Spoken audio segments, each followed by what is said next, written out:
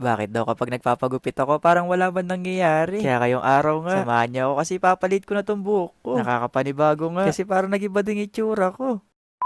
At dahil sarado na nga yung computer shop mga guys, gagala muna si Chawot.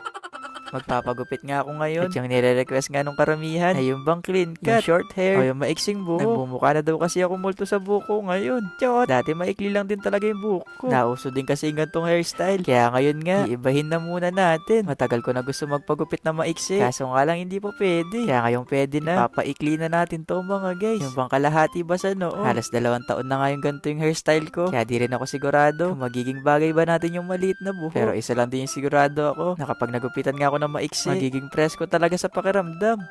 Bago din pala ako pumunta dito, nagpabook na din ako kay Director Jin. Maganda kasi dito mga guys, na kapag napunta ka nga dito, para ka rin talaga nasa loob ng Korea. Halos Korean kasi mga tao na nandito. Kaya mapapaanyo nga sa'yo ka na lang sa wala sa oras. Chot!